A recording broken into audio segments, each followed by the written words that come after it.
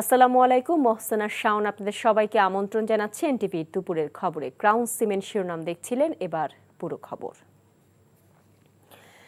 জাতিসংঘ সাধারণ পরিষদের ৭৯তম অধিবেশনে যোগ দিতে মার্কিন যুক্তরাষ্ট্রের নিউ ইয়র্কের উদ্দেশ্যে ঢাকা ত্যাগ করেছেন অন্তর্বর্তীকালীন সরকারের প্রধান উপদেষ্টা অধ্যাপক ডক্টর মোহাম্মদ ইউনূস।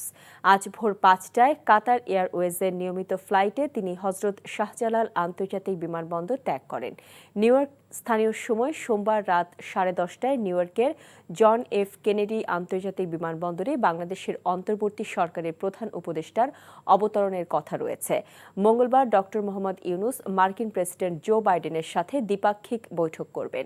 এছাড়া আগামী ২৭ সেপ্টেম্বর প্রধান উপদেষ্টা জাতিসংঘের সাধারণ পরিষদের অধিবেশনে ভাষণ দেবেন। পাশাপাশি তিনি মালদ্বীপের প্রেসিডেন্ট এবং নেদারল্যান্ডস, নেপাল ও পাকিস্তানের প্রধানমন্ত্রী ও জাতিসংঘ মহাসচিবের সাথে বৈঠক করবেন। নদী ভাঙনে প্রতিকার চেয়ে যদি কেউ না পায় তাহলে সরাসরি তাকে জানানোর আহ্বান জানিয়েছেন বন ও জলবায়ু পরিবর্তন এবং পানি সম্পদ মন্ত্রণালয়ের উপদেষ্টা সৈয়দা রিজওয়ানা হাসান। অবৈধ বালু উত্তোলনকারীদের বিরুদ্ধে ব্যবস্থা নেয়ারও আশ্বাস দেন তিনি। নোয়াখালীর কোম্পানিগঞ্জের মুছাপুর এলাকা পরিদর্শন শেষে তিনি একথা বলেন। মানুষের শত হাজার আপত্তি থাকলেও বালুমহল ঘোষণা করে দেন এবং যেখানে বালুমহল ঘোষিত হয় দেখা যায় সেখানে বালু না থাকলেও পাশের জায়গা থেকে গিয়ে বালু তুলতেছে। তবে বালু দস্যুতার ব্যাপারে, আপনাদের নদী ভাঙার ব্যাপারে আপনারা আবেদন দিলে যদি দেখেন যে আপনাদের আবেদন নিষ্পত্তি হচ্ছে না, দয়া করে আমাকে জানাবেন। সাংবাদিক নঈম নিজাম ও কালের কণ্ঠের সাবেক সম্পাদক ইমদাদুল হক মিলনের বিরুদ্ধে দুর্নীতির অভিযোগের অনুসন্ধান চেয়ে দুর্নীতি দমন কমিশন দুদকে আবেদন করেছেন সুপ্রিম কোর্টের আইনজীবী ব্যারিস্টার সারোয়ার হোসেন। আমাদের জানার মতে নঈম নিজাম এই বসুন্ধরা গ্রুপের মানি লন্ডারিংয়ের সাথে সরাসরি জড়িত। বাংলাদেশে অনেক সম্পত্তি করেছে, আমেরিকাতে তার 2টি বাড়ি রয়েছে বলে আমরা জানতে পেরেছি। একইভাবে ইমদাদুল হক মিলন একজন কবি হয়ে কিভাবে একটি মাফিয়া তন্ত্রের একটা পত্রিকার সম্পাদক হলো এবং সে ইমদাদুল হক মিলনও এই মানি লন্ডারিংয়ের সহায়তাকারী। তাদের বিরুদ্ধে আমরা দুর্নীতির অনুসন্ধান চেয়েছি।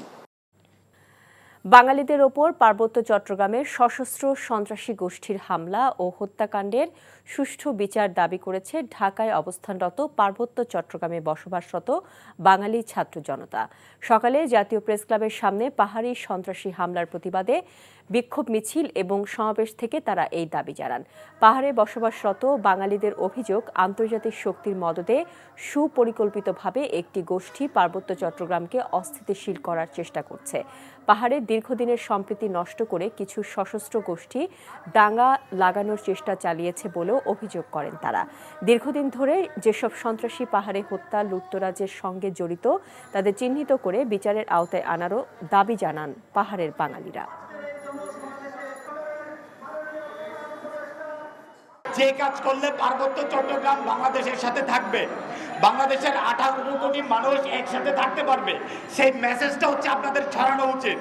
কোন বাধাগুলো আমাদেরকে হচ্ছে পার্বত্য চট্টগ্রামে একসাথে থাকতে দেয় না, কি কোন কোন সমস্যার কারণে পার্বত্য চট্টগ্রামকে আমরা বিচ্ছিন্ন হয়ে যাওয়ার জন্য যে একটা ষড়যন্ত্র চলতেছে, ওই বয়ানটা সামনে আনতেছে। এই ব্যাপারটা আপনাদেরকে বুঝতে হবে। যারা হচ্ছে যে পার্বত্য চট্টগ্রাম থেকে বিভিন্ন সম্প্রদায়ের মানুষটা শিক্ষিত হচ্ছেন, ভাই আপনারা এক কথায় যদি মোটা দাগে বলতে চাই, আপনারা হেড স্পেস ছড়াচ্ছেন। সাবেক পরিকল্পনা মন্ত্রী এম এ মান্নানের জামিন আবেদন নামঞ্জুর করেছেন আদালত। মান্নানের অনুপস্থিতিতে দ্রুত বিচার আদালতে জামিন আবেদন করেন তার আইনজীবীরা। সকালে আদালতে জামিন শুনানি শুরু হলে উত্তপ্ত বাক্য বিনিময় হয় দুই পক্ষের আইনজীবীদের মধ্যে। দীর্ঘ আধা ঘণ্টা শুনানি শেষে জামিন নামঞ্জুর করেন দ্রুত বিচার আদালতের বিচারক নির্জন কুমার মিত্র। এর আগে মান্নানের জামিন শুনানি নিয়ে সকাল থেকেই উত্তেজনা বিরাজ করছিল আদালত প্রাঙ্গণে। বিচারের দাবিতে বিক্ষোভ মিছিল এবং অবস্থান নেয় শিক্ষার্থীরা। সেনাবাহিনী এবং পুলিশ মোতায়েন করে বাড়ানো হয় আদালতের নিরাপত্তা।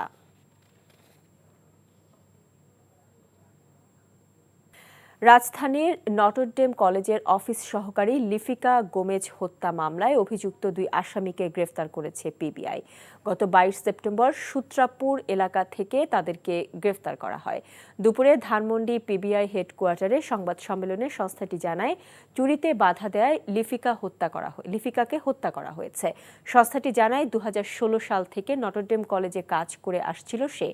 গত 10 সেপ্টেম্বর সূত্রাপুরে তারা ভাড়া বাসায় গিয়ে কলেজের সহকর্মীরা তাকে রক্তাক্ত অবস্থায় বাসা থেকে উদ্ধার করে।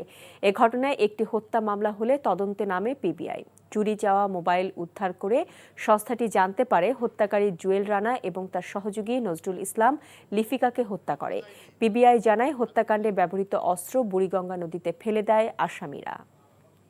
জীবনযাপন করা মানুষগুলোর জীবন কিন্তু সবসময় একটু ভালনারেবল থাকে। তার যে মোবাইলগুলো হারিয়ে গিয়েছিল সেই মোবাইলগুলোকে ভিত্তি করে আমরা আমাদের অনুসন্ধান জারি রাখি।